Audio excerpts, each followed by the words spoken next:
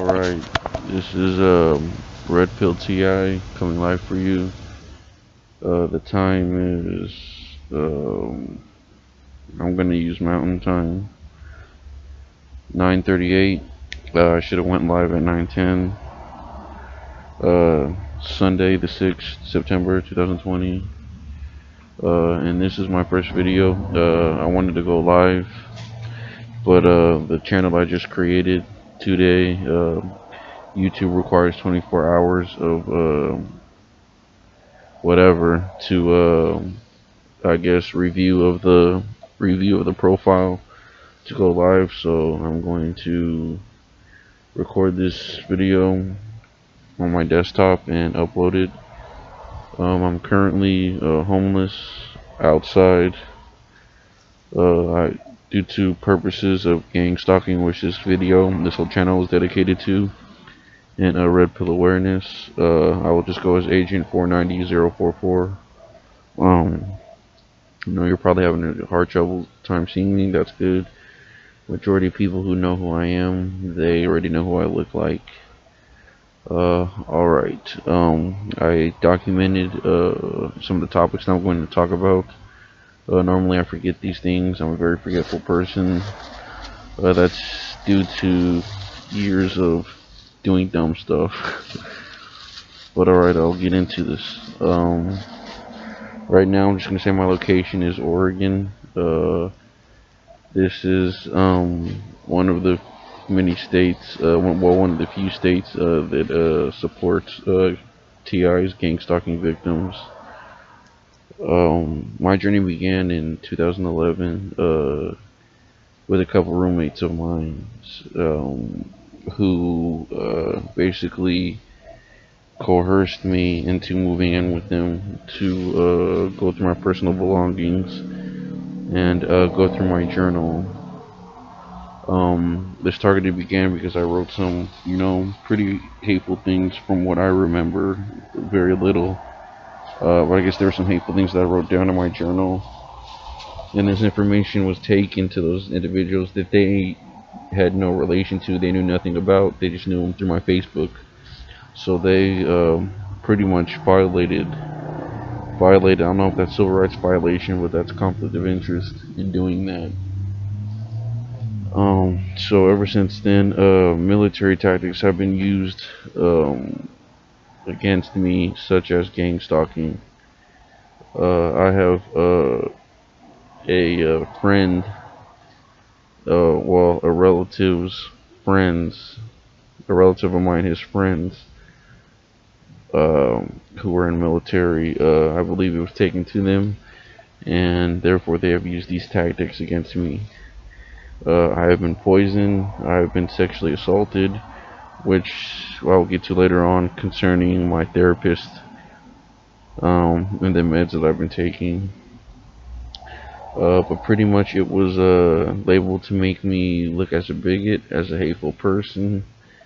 But now, being that it's 2020, the levels of this have extensified. I've been homeless on and on. Some reasons being due to me, but mainly some reasons being due to community harassment, profiling, amongst other things. I feel like these people are trying to incriminate me, either trying to put me in prison or jail, which is the abuse that I've been doing has not warrant prison term, it warrants jail terms. But I believe it's all fear-based. Constant harassment by gang members, community. This all began in New Mexico, in a small town, Grants, New Mexico. Very corrupt town. My first years being there, I got involved with people from that community. One person in particular, I'm not going to mention any names, but he was from that community, and the law enforcement there, the judge, all of them were very corrupt. Some of the officers there would be involved in having sex with underage girls. It's a small town, so I mean, nobody's gonna really know about it. I mean, these cops were able to get away with what they wanted to. Some of them, though, on their misconduct, some of them have been caught, some of them have been brought up on charges. One, for instance, was stealing marijuana out of the evidence room and giving it to his girlfriend. Like I said, I will not mention any names, but this is all documented. This is in the news. Although this town is far from Albuquerque, Albuquerque has done a number of stories on the corruption that's going on in this town. There was also one article, I can't find it anymore. I had a picture of it, of how the department was suppressing evidence. There's been conflict of interest in that place to where there have been a couple guys who have gotten away with murder, and because of their status or whatever, they've been able to walk free. You know, there was a gentleman who was a brother of a girl whose baby daddy, the father of her child, was the main one of the main conspirators in my harassment. And this guy, from what I know, this guy was like heavy in cartel. I would say had cartel ties, I believe. The guy who I was associating with, he got involved with this guy, and you know what? I when he got involved with this guy, he started acting different towards me, and you know I was suffering years of being disrespected by this guy to where at the point I broke away. And shortly after that, that's when all this came about. This downfall of the moving in with the roommates and whatnot. I'll move further. Going on. Let's see. I had relocated. I'm gonna say down south. I'm not gonna say specifically where I relocated. But there were certain where I relocated, went to go start a new life, and this was after I found out about the bar rape. As you can hear in the background, you know, that's the noise harassment that's been going on. There's people that don't want me to speak about this, but I'm gonna get this out. Um, let's see. Yeah, I'd move further down south. You're gonna hear a lot of noise in the background. I've been having the vehicle harassment, the sound harassment, electronic harassment, all that. Um, okay, yeah, I relocated down south. Started a new life right after my sexual assault that occurred at a bar that was located in the small town. It was called the Selfish Bar. They shut it down now. After a while, you know, people, you know, I mean, I'm guilty of this too. I don't mean to be a hypocrite or contradict myself, but people that talk on the internet and talk, you know, I mean, eventually you can put two and two together. So I had put together that I was sexually assaulted at this bar. People were making references to me being a girl, this and that. Uh, and these come to mind. This is military tactics. There's that girl that just was complaining about her superiors harassing her, and she ends up mutilated, dismembered, and dead. Vanessa Gillian, and this was out of Fort Hood, Texas. Of course, that base does not get a lot of good reviews. They have not for the past 12 years. There's been a lot going on there, and you know, of course, being military and government, I mean, hey, they have the tools to do what they want. Nobody has been indicted there. I'm not gonna get off on the subject, but like I said, these military tactics. I was given LSD at a bar. The last thing I remember is waking up naked, still discombobulated, and running down the street because one of the guys that I knew was involved in this, an older gentleman. I was in my mid 20s. He was in his mid 33s from this town. And this guy, he had a good influence. He pretty much was a good talker. He can get whatever he wanted. He had everybody under his influence. And he really was just a computer dude. Like, I don't know how much of computers did what he was good at, but he was able to avoid some charges. He was, I believe, having relations. Well, no, I know because associate of his mine told me that he was having a relationships with a district attorney or something like that. He was actually sleeping with her. So this dude, like any like girl that he wanted, anything that he wanted, he could get. I mean, he was just a smooth talker like that. I'm not gonna say his nickname because once I say his nickname, everyone's gonna know who he is. But his nickname resonates with whatever he was able to get. Um, yeah. Okay, so where was I? Not to lose track. Uh, okay, his name. Yeah, me moving down south. I'll get back to that. I kind of lost point there. Me moving down south. Went to go start a new life.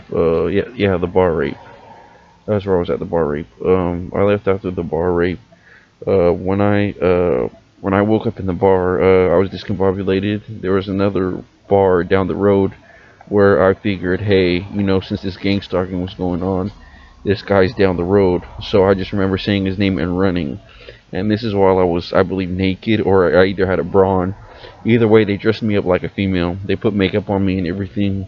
There's been pictures. I haven't seen the actual pictures. People have them, but I've never seen them. They've been hidden to maximization.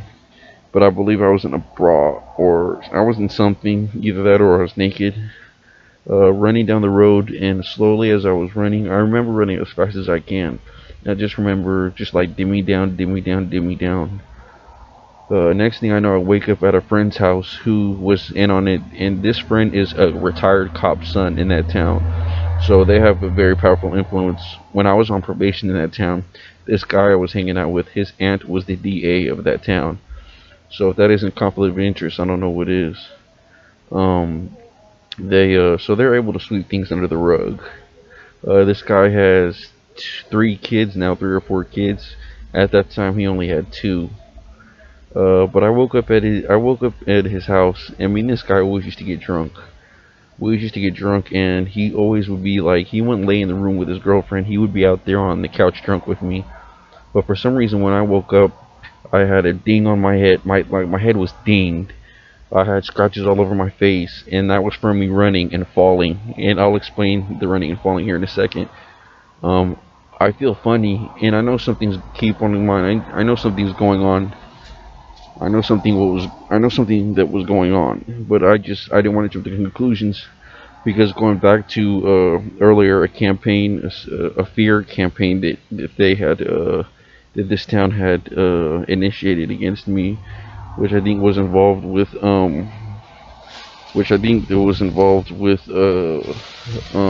attack on a family member of mine.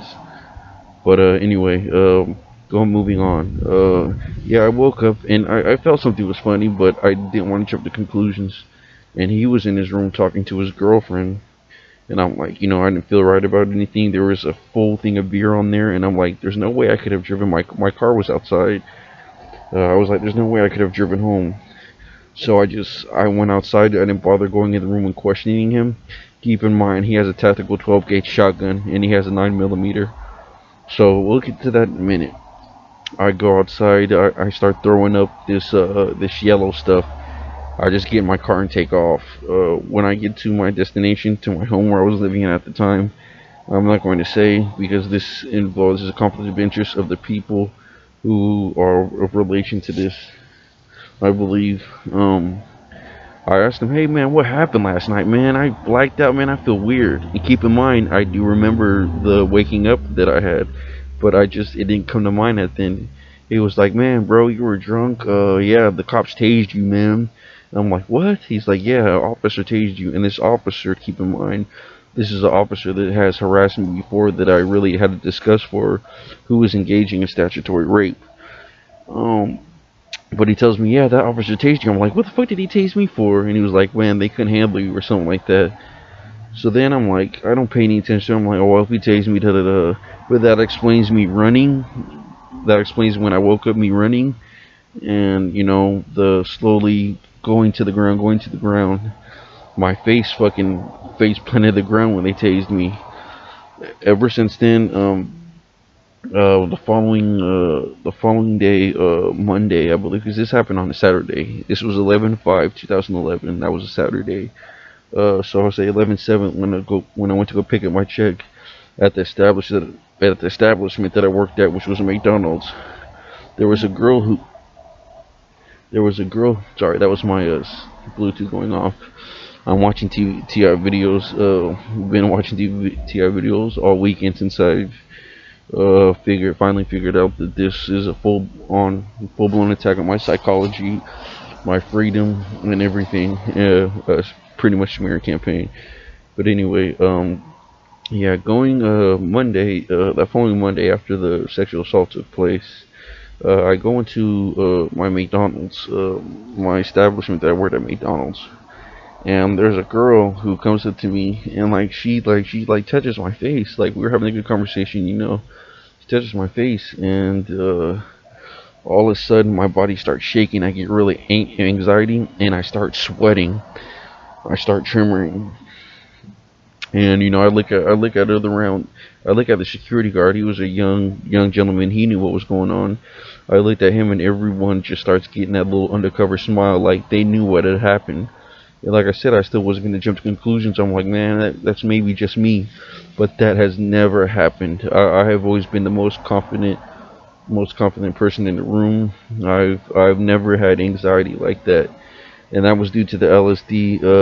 My heart was racing, and I believe that's also due to the tasing, the illegal tasing that went on. Keep in mind, these guys are facing a case right now about the overuse of tasers. So I mean, there's just too much stuff that's on the news that's going on with this town. Uh, yeah. After that, I don't want to add everything, even though I can't add everything. Let's see. Okay, further down the road, I would say 5 months later is when I left. I moved down south, start a new life, get away from those people because a relative of mine told me that he told me just leave this place. So I think he was telling me that on behalf of. I shouldn't say relative. I should just say it was my father. It was my father. He was telling me, you got to leave this place. Da da da. And I'm like, but he said it in a aggressive manner. He's like, well, then get the fuck out, because I kept on questioning. I had my Facebook, and I kept on seeing these messages about relating to, oh, this girl got raped, this and that. Like this girl. Who the hell they're talking about? Sure enough, they were just using subliminal messages talking about me. Keep in mind, none of these dudes would have seen me face on face, see me one on one, unless they had a gun. None of these dudes. I was participating in mixed martial arts. I was beginning to go above my craft. I was getting very talented. A lot of these people were jealous. I'm not trying to sound like I'm better than anybody, this and that. I got in a relationship that I shouldn't have, and it destroyed me to where I was like, no, I'm gonna focus on myself. I'm gonna focus on my mind and this and that. And so I used balled all of that anger up, and I used it to something positive. There were nights where it was snowing, possibly 13 degrees. I'd be out there either playing basketball or working on some of my martial arts. A lot of these people didn't like that. And it showed the next summer. And this was the summer of 2015, 2011, or spring of 2011. But anyway, yeah. Moving on. Yeah, my father tells me to leave.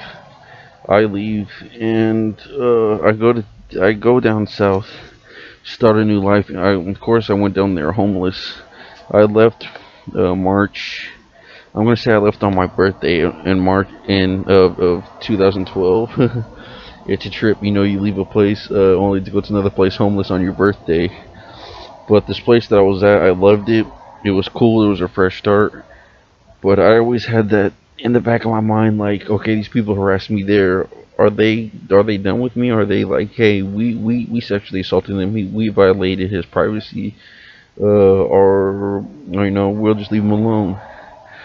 Keep in mind the violation of my civil rights. My roommates had put in hidden cameras in my room, watching my every move.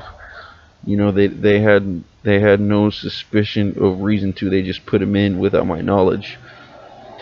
Until they take it to another level of gang stalking, to where one of them, of course, being in the army, they probably got a high position somewhere in a fusion center, or one of them was possibly a U.S. Marshal, or any of these web of people. It could be anybody.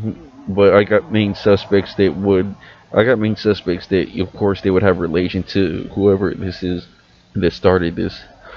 But anyway, yeah, I moved down south, started a new life. Everything was going good, but that's still in the back of my mind, the depression, etc. This and that, this and that. I move into a community center, and then maybe 2 years later, these guys start describing my habits that were back in that town that they knew about me. Just little things that they knew about me, and I'm like, how do these people know this? So I believe that the gang stalking was done illegally through the spying through my phone of what I was doing in my own privacy. After that, I moved, I would say, 200 miles away to go to a school. I didn't pay no mind. I moved 200 miles away to go to start going back to school, to start school again, college. This place there was a number of things that I left, but the main reason was the school that I want to go to. It was located further west of this place, so I was like, you know what? Let me go and let me go somewhere else and start going to school, get myself more together. Keep in mind, I was abusing marijuana, I was abusing alcohol, but no other drugs at that time. Uh, I moved further west. I mean, I get myself in school. I'm doing well. I'm doing fine. I got a 2.9 GPA, which I mean isn't spectacular, but I mean it's better than the GPAs that I had in high school. But anyways, I'm living the new direction that I'm going. The alcohol and marijuana intake is a lot less. But I start seeing a difference in my walk, my abnormal walking. And keep in mind, the marijuana and the alcohol intake was less, but I was taking spice. If those of you know what spice is, it's synthetic marijuana. Synthetic marijuana leads to psychosis, leads to a lot of other things. But it never had a permanent effect on me until a little bit before I left. My thinking is these people, whoever was behind it, the main perpetrator, he didn't want to let me go that easy. He didn't, because he figured that I would later on down the road find out what happened and plot revenge. All these people possibly thought that. So they had to find me. They weren't gonna let me go that easy. They had to find me. These people got kids now. These people got families now. These people are grown. They don't know, hey, is he gonna come after my children? Is he gonna come after me? And at the time I was speaking out about it on Facebook, like, you guys aren't gonna get away with this, da da da. And I know they saw it, which was a big mistake on my part. But anyway, yeah, okay, I move to further west, get into this nice city, and then I run into I'm in one place, and it's pretty good there, but I keep on getting these signs from my roommates that I'm being watched. And they weren't heavy like that, so I'm like, man, whatever. And plus the owner in this place, marijuana's in this state, marijuana's not legal. So there's a couple people in there smoking weed, and the owner, he was just like, he really wasn't comfortable with it. All right, hold on. There's a car that pulled up. I gotta record everything now since I'm putting this on record. I'm telling you, these people have full blown been harassing me. I'm being watched from all over. But anyway, yeah. This owner, this guy that I was renting from, I decided, you know what? I mean, whoever's above most high, I call it by a different name. I told myself, he's protecting me this much. I'll find a way. I'll find a way. So I ended up living in and out of a storage for maybe like 2 months, 3 months, and it's the same thing I did in the city before when I first moved there. I was living into the storage until another guy came by and started doing the same thing I was doing, and then surely enough, I was under the radar, but he wanted to smoke weed in there early one morning, and it brought down my whole program. So I got caught sleeping in there because the girl, the owner, the girl who was staying at the storage place. She sees him leave early in the morning. Once when she walks in, she smells marijuana. So boom, my storage door is locked from the inside. So she sees hey, this isn't locked. So she pulls it open and sees me sleeping in there. Boom, my program's done. Few weeks out on the streets. I'm collecting unemployment. I'm living in hotel from time to time, getting my fast food money and my unemployment. And then finally, I get a place that's in the east of the city. Um, and keep in mind, I'm my trust is at a minimum now. A lot of my family members knew about the sexual assault that took place. They did not say nothing. I don't know if that's due to intimidation or whatnot. If they were intimidated by whoever was behind this. Um, but none of them say anything. So my trust is to a minimum. I I go to I move into this place. And there's this gentleman there. I'll possibly mention his name later. His last name, his initials, though, I'll say are QH.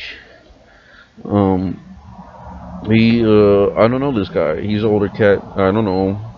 But he says, "Hey, man, I went and knocked on your door." You could tell from the get go that this dude's a druggie. This dude's a druggie. But anyway, going on, this guy, he says, "Yeah, man, seen you were a new neighbor. I knocked on your door." I told him, "Man, what are you knocking on people's doors for?" Because, some people, they'll just knock on your door to see if anybody's home so they can rob you. I've been robbed plenty of times when I've lived by myself.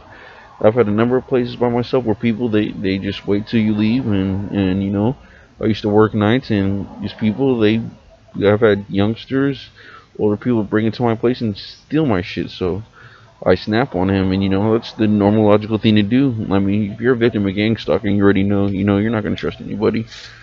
But yeah. Anyways, I snap on him, and after a while, I'm feeling guilty about it, and I talk to him like the next day or so, and we build a relationship. But I'm kind of sketchy about this guy. There's a place that I'm at, they really don't like a lot of outsiders, and I was getting that at school. I was getting that throughout some of the communities, but not from everybody. There's a lot of great, good people at where I was at. I love it. It's a place that I would like to go back to if I survive this. What's going on? But anyway, later on down the road, I get involved. I'm not gonna say specifically what I get involved in. But it's all I'm gonna say is drug abuse. I started abusing drugs, a certain type of drug, with this guy, and I mean, it's off and on. It's not an everyday thing for me. I had money. I was going to school. I mean, shit, who's not gonna fuck off? I didn't need to work. My rent was paid like 2 months ahead, and then the older gentleman who was the older landlord, he was probably about maybe in his 80s. He was losing track of some of the records, so he had to redo. He lost track of some of the payments, so they sent somebody else in because this guy was just too old to keep records anymore on the rent payments and whatnot. So I was able to slide by for a few months, and so was this other guy, and he was actually using his squatter's rights to stay in that place. So there was this Caucasian kid. I'm just gonna say his name started with a T. He comes by, and this kid looks familiar. He's a young kid. He looks hella familiar. Like, I look at him, I'm like, where did I know this kid from? And he plays dumb. He plays dumb. He just out of nowhere. When I'm walking, I look at him, and I'm like, he was like, "Hey, do you stay here? Do you stay here?" Like, with a smile on his face, and I don't pay attention to it. I just looked down. I didn't even answer him because I was like, I know this kid from somewhere. But anyway, moving on. Sure enough, this kid, he starts renting a room in this building where I'm at, and I'm like, okay, I'm not gonna pay any attention to it. One day I go to the store and I'm coming back. Then another Caucasian gentleman who's tall, and this Caucasian gentleman looked familiar too. But he calls my name again, and I start ignoring him. And then when I ignore him, he starts talking bad. He starts mouthing off like like I was gonna bitch up to him because this was a scare tactic that was used by these other people. So then finally, I'm like, this dude was talking straight up like he knew me. So that was an indicator there. So I turn around, I say something, and then he like kind of backs up and softs down. You know, moving on. I forget the conversation we had after that, but I mean, we started being cool. And then I remember one day asking him, "Do you know anybody out of New Mexico?" And he goes, "I know a lot of people out of Mexico." I said, "No, not Mexico, New Mexico, motherfucker." He just plays stupid. This was some young little punk he was an informant. He was an inside man to whoever this was. And I want to say it was my old roommate who joined the army. Because if he joined the army and if he got out, there's a lot of opportunities after the army or the military. You can go into any kind of intelligence you want to. So I know this is stemming from them. Uh, but anyway, one night, the older gentleman, the other roommate of mine's, the gentleman who first knocked on my door that day that I snapped on, he invites me to another room. And keep in mind, this kid was still staying there. He invites me to another room to go. I'm just gonna say party. We party and we get into this guy's stash, and he makes it seem like it's all cool. Hey, yeah, we can do this. We can get high off his stuff. And I'm like, okay, cool. I fucking get high. I'm like, man, I'm out my mind. Fucking go back to my room and do my thing. And few days later, he brings another Caucasian gentleman by, and he starts like saying some undercover stuff like, yeah, you're gonna da da da this, yeah, you think you're gonna get away with this, da da da. And he starts saying stuff like that, and I'm like, what is this dude talking about? What is this dude talking about? And I know who's referring to me. I'm like, okay, this dude is planning something. He's planning something. And ever since then, the work environments that I've been into, these people have been saying bad things about me. They've been treating me like I'm a nasty person, and I'm like, what the hell are these people? What are they talking about? Why are they treating me like this? So I didn't know what was going on. Sure enough, this was the guy. This is when the gang stalking went full blown. It's higher now, but this is when it started to really take off. So this is making me feel very uncomfortable in some workplaces. I went from job to job. I think I switched 3 jobs before I got scared and went out that place. But yeah, I'm thinking like, how did these people know me? And I knew it was from all the way from my past. But this was just a new campaign to whatever they gotten into. I kept a journal about my past and my progress. And these I've written some pretty hateful things, but that's either me being under the influence or me just having a bad day. And like these people, me putting my problems on somebody else when a lot of these problems were made for me to made to create a victim such as myself. I do take responsibility for some of the things that I've done, but I mean it's easy to target someone when you have all the information on them. It's kind of like a Harkin. There's a channel, I want to say James Harkin. He was like, these people have all this stuff on me 24/7. How about if I were to go through their lives 24/7 and find out their skeletons? So it's easy to pick on someone when you have everything on them. These people are hiding. We don't know who they are. Some of these gentlemen higher in office could be, child molesters, which I mean, it's going around that most of them are. I mean, you see that show that Netflix just brought out, Cuties. It's fucking disgusting. Coach Greg Adams did a video on that. That's how I heard about that. Well, there's a number of YouTube channels that were commenting on that. But anyways, moving on. Yeah. Let's see. I switched from job to job. I was working at a call center, and there were just people there that there were people there that just telling me get the fuck out of here, this and that. And, they were saying their own little subliminals. I'm like, why are these people being nasty to me?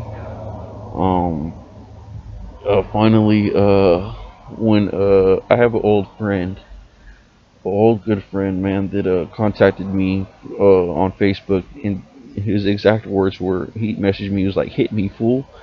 And I'm like, man, this dude's probably just coming to just coming to tell me, they're probably coming to clown me about, about this little scare tactic that went on in 2011. Like, oh, these people made you look like a punk. People made you look like a bitch. But no, I'm like, man, let me hit him up. We have a good conversation, go back in the old times, and he mentioned something that made me kind of think a little bit. And then I paid it to mine, but he was like, I told him I was keeping myself busy with an activity, and then he was like, well, good, whatever keeps you out of prison. And I'm like, what the what the hell did he mean by that? I didn't pay nothing to it. Um, Further down the road, let's see. I mean, this is going in bits and bits. I'm sorry, you guys. I can't like really remember. I can't remember most of it, but like just the timeline is like just kind of skewed. I'm just trying to fit everything in as short as possible. I don't want this video to be too long. I'm already going 35 minutes. But I have other people, like the last job that I was at. I've caught people like when I was walking, turn around and they would have their camera phone on me. So I'm like, okay, these people are filming me for some reason, and they're only getting authorization because somebody close to me, like a family member, which I would say is saying, hey, he's not gonna do nothing, film him. So, and I catch these people, caught a couple people on the job filming me. Um, One of my supervisors at that last job was like, he made a mention. He mentioned to another person. He was like, "I see you." There be these little subliminal messages going on. So I knew somebody was watching me. I didn't know where though. But my guess was my apartment. My apartment I was staying in. Keep in mind, I did not feel comfortable in my apartment. I didn't feel uncomfortable at all. I would go outside. I would be outside like most of the times at night. Looking things up because I didn't feel comfortable in there. These people literally didn't make me feel comfortable in my own place of residence. Um, and this has been going on. Finally, I had a call from a family member who was telling me, he had a long talk with me. He was like, man, just come home, man, just come home. And it makes sense now why he was telling me to come home. Because these people were doing something illegal to me, violating my civil rights. Um, so, and me, I can say me having pride and whatnot, like, no, man, I'll be fine. I'll do this on my own because originally what I want to do was start my business out at this new place that I was at. Forget about my past and tell my past aggressors, forget it. I'm gonna beat you guys with success. And nobody likes that. Nobody likes that at all. Who wants to see the underdog get success, especially when you fucking shitted on him and then whatever. But anyway, yeah, he's telling me to come home. And I'm like, I'm alright. I'll be alright. Well, then I know that he knew what was going on. So we get to, I want to say March 2016. This is when like shit starts hitting the fan. I'm abusing a lot more. And then I have people from school calling me and telling me that I'm done, this and that. Finally, I'm just freaking out. I called my dad and his new wife, a lady who really knew nothing about me, a lady who feels like she can speak on my life. She tells me my dad's drunk at the time, and he's obviously guilty about something. And I was like, "What is my dad talking about?" My dad mentioned something about, I had to do it, I had to do it, or something like that, or maybe not even to that effect. I don't know, but it was something slick. But anyways, she tells me, "Oh, your dad said something about you're going to prison." I'm like, "What the hell?" I mean, anyone who hears that, especially being under the influence at the time, they're gonna freak out. Of course, they're gonna freak out. When are you going to prison? You guys know something that I don't know? So I wig out. I still have some of my school money left over. I call my cousin. I tell him, "All right, man. Yeah, I'm coming home. I don't know what's going on here. Like, shit just seemed weird. I'm going home." I get on a plane. So I'm thinking, I got corrupt law enforcement going after me. I get on a plane. I get to my destination, my original destination, or where I'm originally from. I'm not gonna mention that. And once when I get off the plane, just so much thoughts are going through my mind, and I'm thinking there's corrupt police after me. I start walking places. I thought there were people out to hurt me. I start walking places. I walk to a Lowe's. I get a jack to protect myself. A security guard comes by and tells me something. And I asked him, "Are you authorities or something like that?" And he was like, "No." So sure enough, this place when I land off the plane, this I wasn't even back home, maybe not even an hour and a half. A whole bunch of cop cars pull up. I resist arrest. I don't trust these cops. I don't know who they are. There was a fire ambulance that came up. I told him I need water. I need water, and he was like just some tatted out scary dude. He was like, "Yeah, we'll give you some water." And so I freak out on him, like, who the fuck are these people? But like I said, they were just people who were having insight on to making me look like a bad guy. They were the many people in the community who received that app saying whatever. I'm a pedophile. I'm a terrorist. I'm a murderer. Whatever these people want to make up on me. Um. Anyway, I wig out. I start fucking, defending myself against the cops, resisting arrest, and boom. Next thing you know, I'm on probation. Now keep in mind, the place where I was at, I was gonna get my rights back because I hadn't been in trouble. I got in trouble one time in that town where I originally was at, and they knew I was gonna get my rights back. A lot of them knew I was gonna get my rights back. So boom, bam, I mess up now. I'm psychologically tortured out my mind to where I commit a felony, resisting arrest, and bam, I'm back in the system. I complete my probation with flying colors. Boom.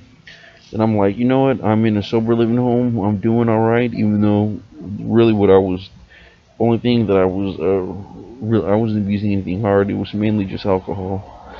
But I mean, I was keeping a straight path. But for one thing was the jobs. The jobs, I was on and off with the job, and that was just with dealing with just emotional issues. But I mean, I was still surviving. I was still surviving. I was doing good. But then later on down the road, I want to say 2017, 2018. I was going to, I was getting back into the gym, doing my basketball thing, but a lot of my relationships started getting hurt. And I'm like, okay, these people were knowing things that I was saying in the privacy of my own presence. And I'm like, how do these people know these things? How do these people know these things? I pretty much was scared away from friends. I was pretty much scared away from gyms. And I'm like, these people don't like me. Why not? And I was thinking, obviously they knew something that I said about them when I was upset. Obviously they knew something. If there's been a number of cars passing by, okay. I got people just fucking riding around on bikes now. I gotta keep my eye open. Hold on.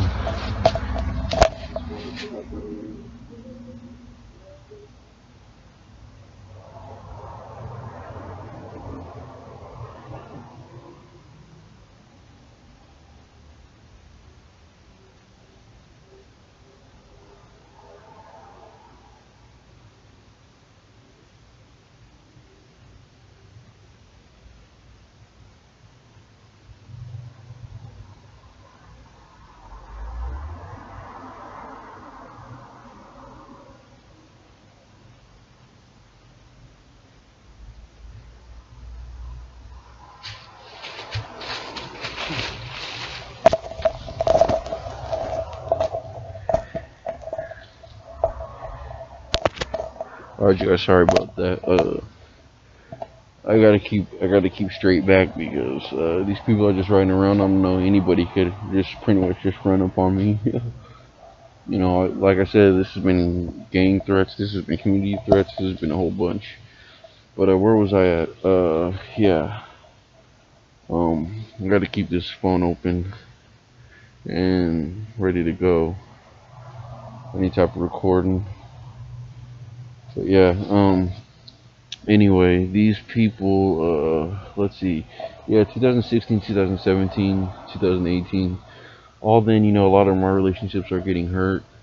And I'm thinking, like, how these people know? How these people know what's going on? How do they know what I'm saying? How these people? Why are they pissed at me? And of course, I knew why some of them were pissed at me because I said something. I was upset at them, but they didn't know that in person.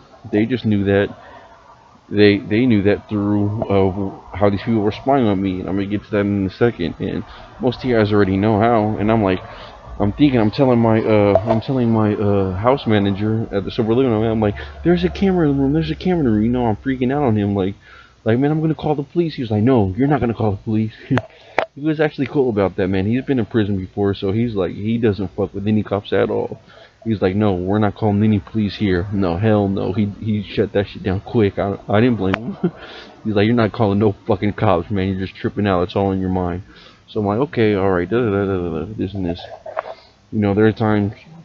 This is another thing which led me not to even be comfortable in my own sober living home around other people. I wasn't even comfortable in the places I was residing at.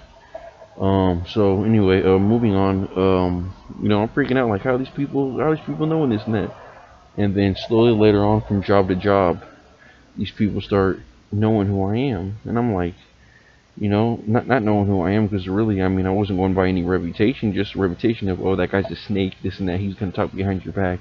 He's gonna say this and this about you, da da da, which is not breaking the law. But moving on, I'm like, okay, what the fuck is going on? And keep in mind, when I would go check in with my PO, he knew what was going on too.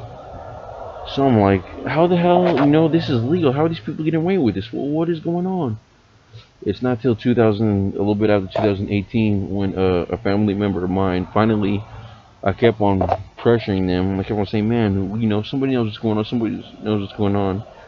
And a friend of theirs sent me a FaceTime video. It was only like 5 seconds long, but they look in the camera, they look in the front face camera, and they throw up the peace sign or throw up some kind of sign.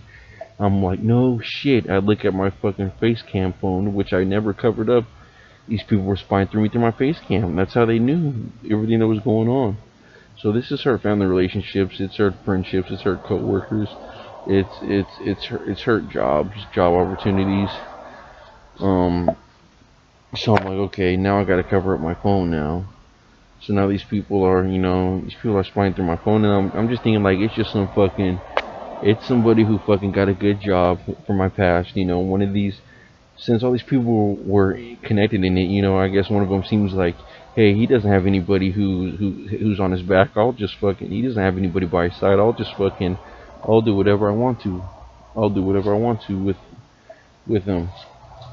So I'm gonna keep one earbud out. Like I said, there's people passing by here. They normally wouldn't pass by. Well, they have been passing by, but not since I'm recording this. Um, okay, moving on. Yeah, so now these people are making me look like something that I'm not, making me look like something I'm not, this person. So I start complaining. I'm thinking I'm losing it. So, I jumped ahead of myself, and when I thought I was seeing things, it was January, or it was sometime in 2017, I started seeing a psych. I started seeing a doctor. They were recommending me meds, Zyprexa, Risperidone. I was taking anxiety meds, which the anxiety meds I really do need behind the anxiety that happened ever since 2011 during the bar raid. So now I'm taking these meds, but I'm talking to my doctors, and one of the questions that they always ask you, do you feel like there's somebody out to get you or somebody out to harm you? I'm like, I tell all of them, all the doctors that I've had, I tell them all the time, yes, I do. This gang stalking thing, they just think it's in our minds, but like I say, I mean, this video is one of millions. There's thousands of them. So there's thousands, and they can't blame it on the drugs either. They can't sit there and say it was drugs, this and that. Like a lot of my family members, a lot of people try to say, no, it's not. There's people that haven't even touched drugs going through this. Um, Chuck Lindenberg, OG, I guess he was one of the targeted individuals who got murdered. I don't know exactly how he got murdered. I gotta look up more info on it later on tonight. But anyway, yeah. I was dealing with it then. I was going from job to job, till finally some of the jobs where I was at there, I started getting blackballed. I straight up started getting blackballed.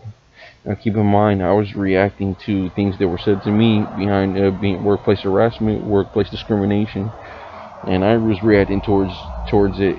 And a lot of these people who saw me on this phone, they didn't know what I was going through. They just thought I was just some fucking piece of shit, just fucking discriminating motherfucker. But anyway, um, so it got to the point to where the jobs where I was at. I mean, I couldn't get a decent job.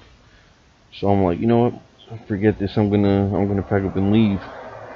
Pack up and left to my next destination, and sure enough, the people there, I changed my a family member of mine who's in IT. He told me, you know how you defeat that? You change your email, you change your phone, change everything. I did that, but sure enough, the next destination I went to, it followed me there too. These people knew me. They knew what I liked. They knew habits.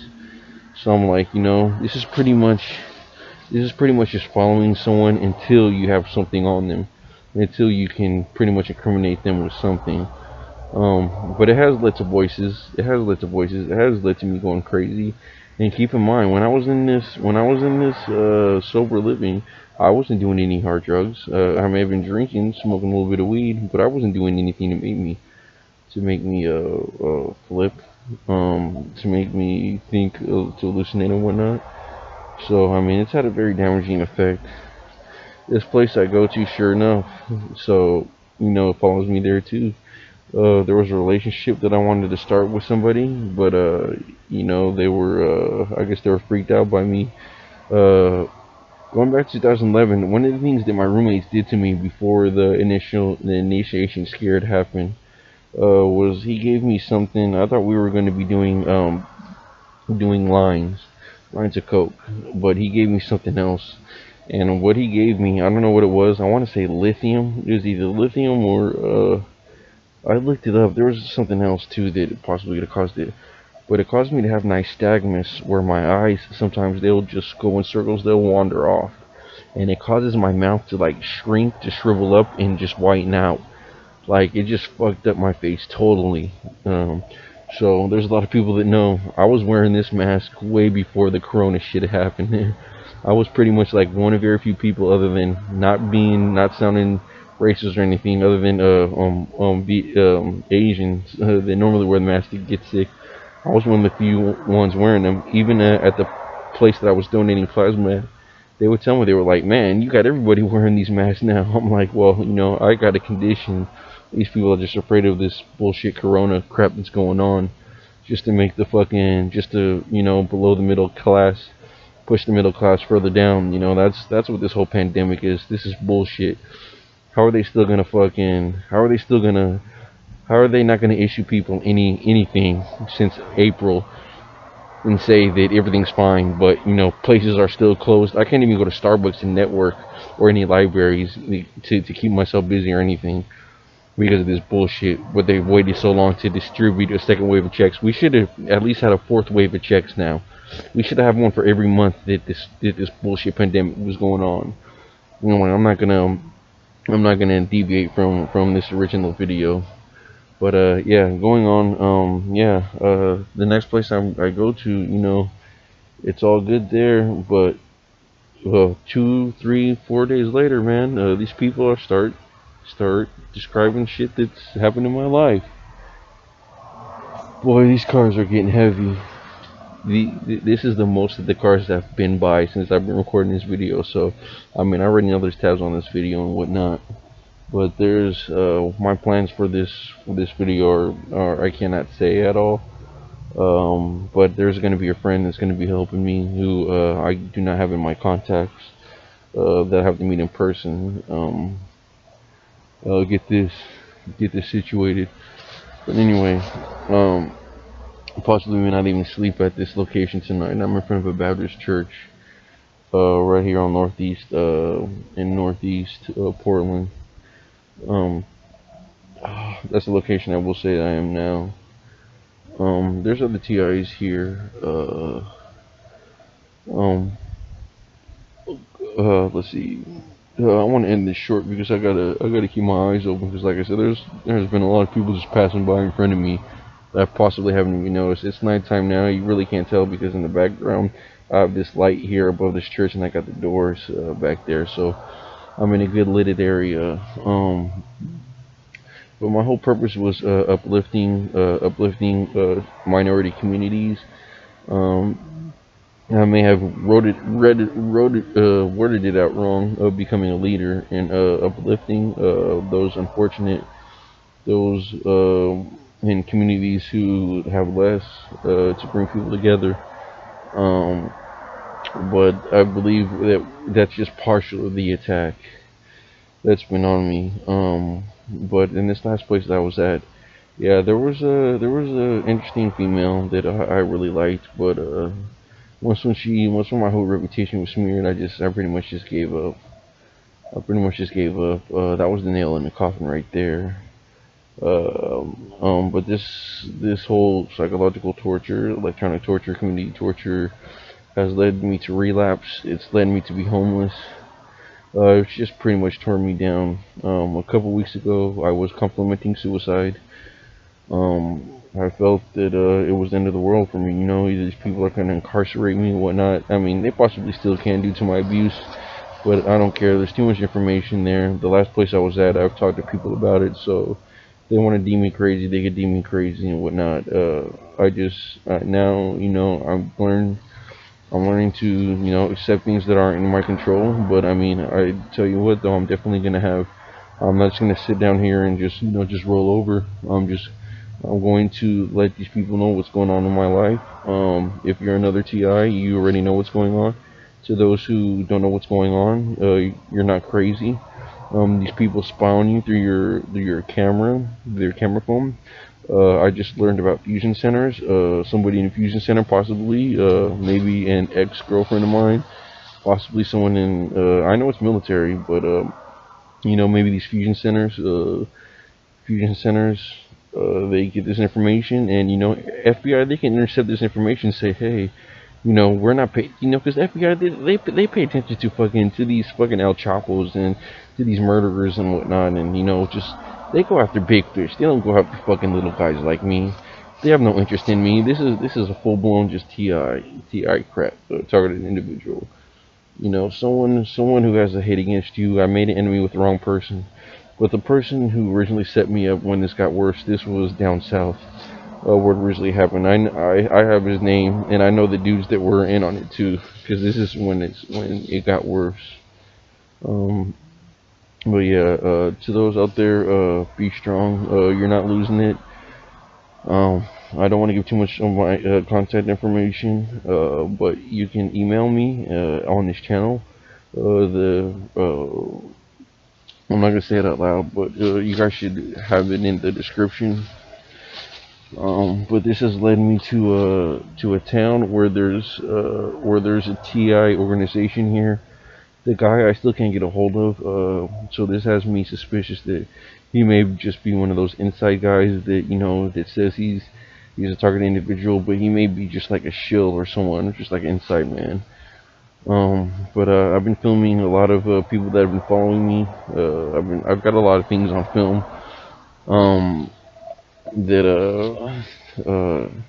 you know, some of it could be missable, of course some of it is, and I look at some of it and like, yeah, they're not gonna, nobody will use that, and then the other ones are like, okay, so how is this, like, these people's names aren't made up, I have their names, I can't, you know, it's not like I created these people and say, hey, this person I created, no, this is an actual person, this person was in the army, you know, like I said, these are military tactics.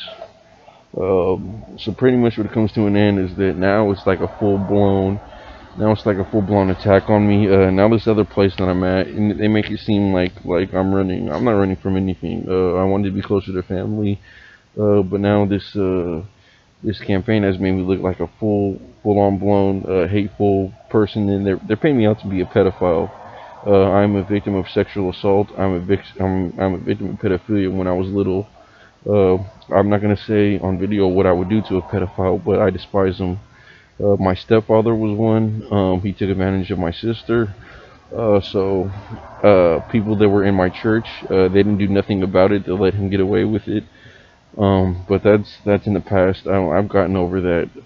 So you know, I mean, if these people wanna make me seem like anything other than that, you know, then I really don't care. Which I'm neither one of those things, you know. And I just have me to the point to where I don't care anymore. You know, I know what I am. I know what I am. So, you know, but I mean, this is just one of the many things. They try to make you look like just a piece of shit, just like the lowest scum of the earth. And they'll do whatever, they'll make up lies and whatnot. I don't need to further embark on that because there's other TI channels that they state the same thing, you know, about the smear campaign. But I'm here right now. I've gotten legal advice from whatever these people try and plan. Uh, yeah, as far as that goes, I'll just wait till, people try to, either say anything, pretty much just been harassment, nobody has came up to me and actually said I'm in trouble or anything. They try to throw a little subliminal message that I'm gonna get hurt or that I'm going to jail and whatnot, and they can go ahead and try to try to do what they want to, but I'm gonna remain strong. There's gonna be updates on this channel. I'm gonna upload some of the videos, some of the ones that are actual proof that aren't a coincidence of that I'm not losing it or what's going on. Some of them were from the last place I was at, and from here, I've been remaining sober. I've been remaining sober for some time now. I got to keep a clear mind, a clear head. Like I said, this final destination that I've been at, it confirmed it that, it isn't just a coincidence. Whoever's in this fusion center, whoever's in this law enforcement, they're sending out an app. They're sending out an app to all these phones. Because one of the last coworkers that I worked for, there was a guy. They all were harassing me, but there was one of them who made the little mistake of throwing that little subliminal message of, yeah, I get an app on my phone. They did this. So I'm like, okay, that makes sense. These people are getting an app because it's going off my phone. They got the location of my phone. They send out the app to everyone near me except my phone. They says, hey, this guy is da da da. This guy is this guy is that. Which, like I said, whoever this person is, they wouldn't see me face to face. They wouldn't at all. But now this has made me look like just like I said, like a piece of shit. I've been threatened by gang members. I've never been affiliated with any gangs. I actually do journalism on gangs. Track Beats is one of the channels. He's another gang journalism.